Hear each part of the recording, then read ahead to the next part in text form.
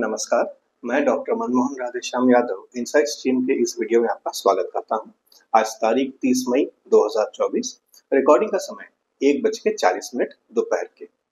आज का जो हमारा विषय है वो जुड़ा हुआ है IMF के आने वाले वित्तीय वर्ष के अनुमान से और भारत के और चीन के आपस के बढ़ रहे व्यापार के बारे में।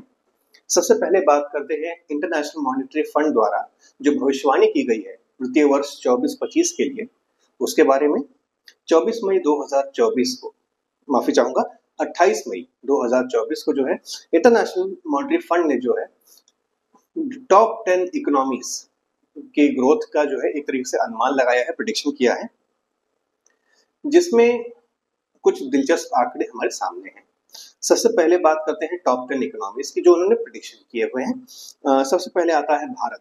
दुनिया की जो मेजर अर्थव्यवस्थाएं हैं उनमें जो सबसे तेजी से बढ़ रही अर्थव्यवस्था है वो है भारत की, जिसके लिए 6.8% का अनुमान लगाया गया है। चीन की जो अर्थव्यवस्था है 5% के हिसाब से बढ़ने का अनुमान लगाया गया है। रूस की जो अर्थव्यवस्था है 3.2%, अमेरिका की जो अर्थव्यवस्था है 2.7%, सऊदी अरेबिया की जो अर्थव्यवस्था है 2.6%, ब्राजील 2.2%, दक्षिण अफ्रीका 0.9%, जापान 0.9%, यूरोजोन यानी कि यूरोप के पश्चिमी यूरोप के करीब सभी राष्ट्र, पर जिसमें ब्रिटेन शामिल नहीं है, 0.8%, और ब्रिटेन 0.5% के दर से इनके बढ़ने का अनुमान लगाया गया है।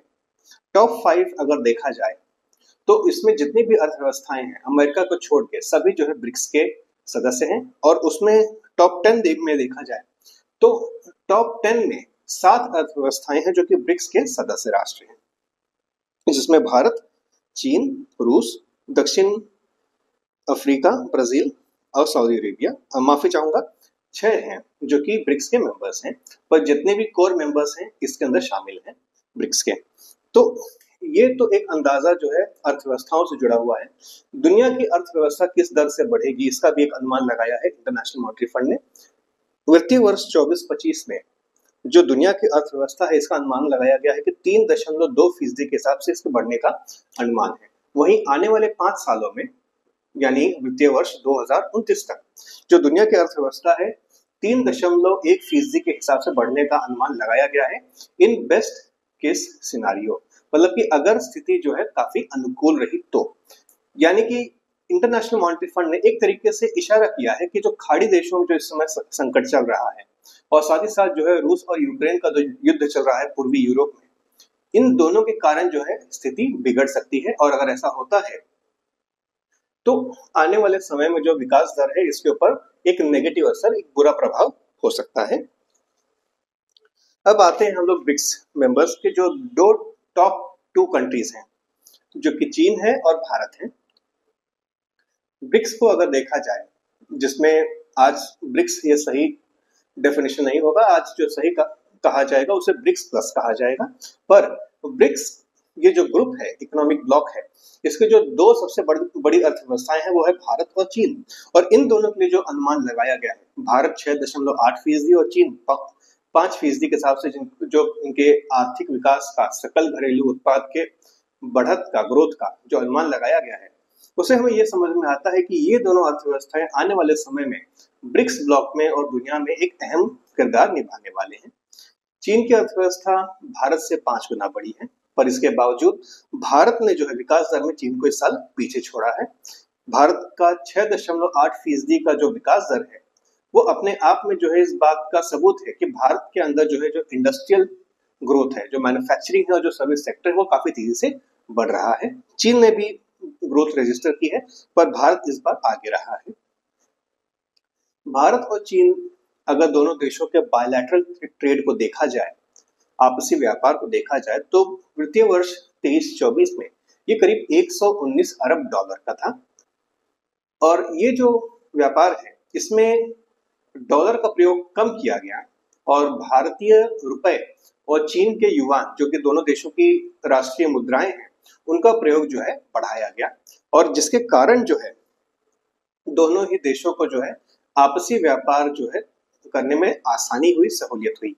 इसका कारण ये है कि अगर आप किसी भी देश की राष्ट्रीय मुद्रा में आपसी व्यापार करते हैं और डॉलर का प्रयोग नहीं करते तो इसमें प्रोसेसिंग फीस और कन्वर्जन कॉस्ट जो है आपको अमेरिकी बैंकों को नहीं देनी पड़ती।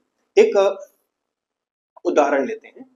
मान लेते हैं एक भारतीय व्यापारी है जिसने $1,00,000 मूल्य का, मान लेते हैं डॉलर की जो कीमत है वो आज की तारीख में 70 रुपए है। $1,00,000 यानी 70 लाख रुपए। तो 70 लाख रुपए का एक प्रोडक्ट इंपोर्ट करने का फैसला किया, चीन से खरीदने का फैसला किया। जब ये डील साइन की गई उस समय डॉलर की जो कीमत थी वो करीब 70 रुपए के हिसाब से थी $1,00,000 के लिए, यानी 70 लाख रुपए। जब पेमेंट करने का समय आया तो डॉलर की जो कीमत है वो कुछ बढ़ गई, वो 72 रुपए हो गई। तो हमारा जो भारतीय व्यापारी है उसे उस $1,00,000 के लिए, जिसके लिए उसका अनुमान था उसे 70 लाख रुपए खर्च करने होंगे, उसे जो है 2 लाख रुपए ज्यादा देने होंगे, उसे 72 लाख रुपए देने होंगे। यानी कि हमारे व्यापारी को 2 लाख रुपए का नुकसान हो रहा है, उसकी जो इंपोर्ट कॉस्ट है वो बढ़ रही है। चीन के व्यापारी को इससे ज्यादा फर्क नहीं पड़ेगा। यहाँ पे जो नुकसान होता है आमतौर पे जो है खरीदार का होता है। और वहीं अगर डॉलर की कीमत घटती है, मान लीजिए 70 से 70 से 68 या 69 रुपीज हो गई, तो उसे जो है 1 या 2 लाख रुपए कम खर्च करने पड़ते, जहां पे हमारा जो इंपोर्टर है, जो भारतीय व्यापारी है, वो फायदे में रहता। पर ऐसा हर बार होगा ये जरूरी नहीं है, कई बार नुकसान भी होता है, कई बार फायदा भी होता है। पर व्यापार में ये जो अनिश्चितता है, जो अनसर्टेनिटी है, वो व्यापार के लिए सही नहीं है, क्योंकि जो आपका प्रॉफिटेबिलिटी है, जो मुनाफा है उसके ऊपर जो इसका गलत असर पड़ता है। तो इसीलिए जो है आपसी मुद्रा में अगर व्यापार हो तो यहाँ पे किसी भी प्रकार की कन्वर्जन कॉस्ट या फिर कमीशन या प्रोसेसिंग फीस आपको नहीं देनी होती विदेशी बैंकों को, उन बैंकों को जिनका भारत और चीन से कोई संबंध नहीं है। वो सिर्फ यहाँ पे एक दलाल का काम कर रहे हैं, बिचौलिए का काम कर रहे हैं।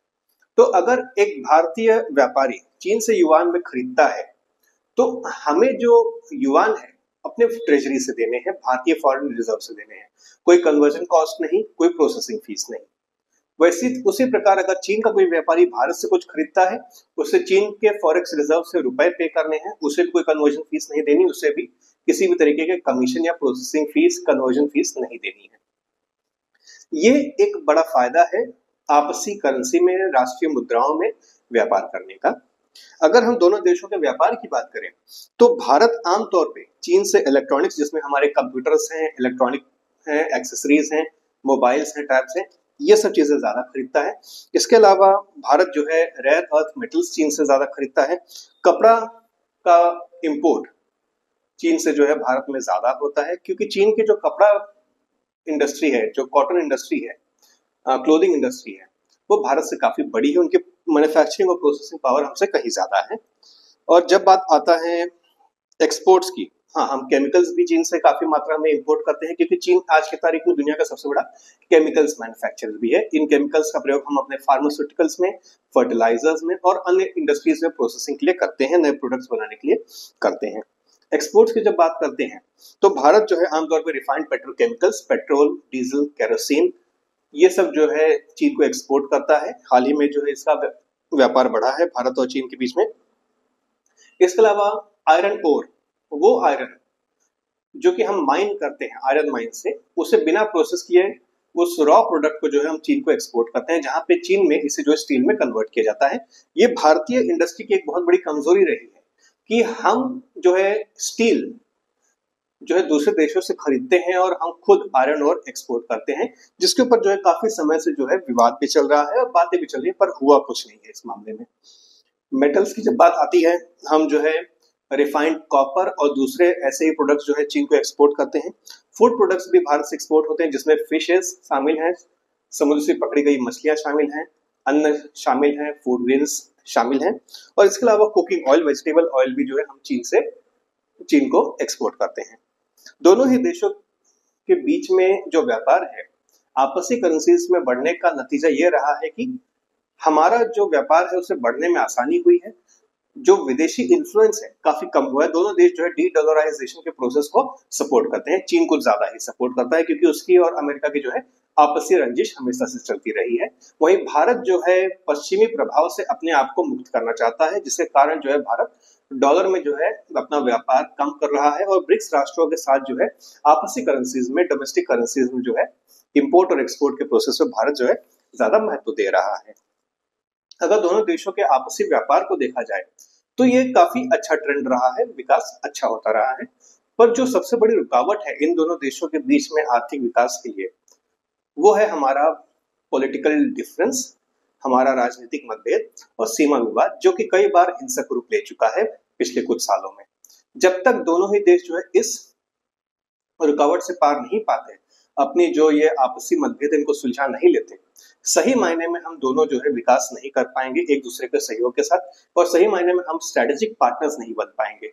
चीन भारत का आज सबसे बड़ा ट्रेड पार्टनर है। चीन जो है अमेरिका को काफी पहले ही पीछे छोड़ चुका है भारत के साथ व्यापार में। तो इसीलिए जो है ये आवश्यक है कि दोनों ही देश जो है म्यूचुअल डिपेंडेंस के लिए मिलकर काम करें। एक दूसरे के ऊपर जितना निर्भर रहेंगे उतने ही ज्यादा करीबी रिश्ते जो है दोनों देशों के बीच में बन सकते हैं, और ये तभी संभव होगा जब हम अपने राजनीतिक और सैनिक मतभेद को जो है सुलझा सकें और आने वाले समय में जो है शांतिपूर्ण तरीके से जो है काम कर सकें। तो आज के लिए जो है बस इतना ही। मुझे आज्ञा दीजिए। धन्यवाद।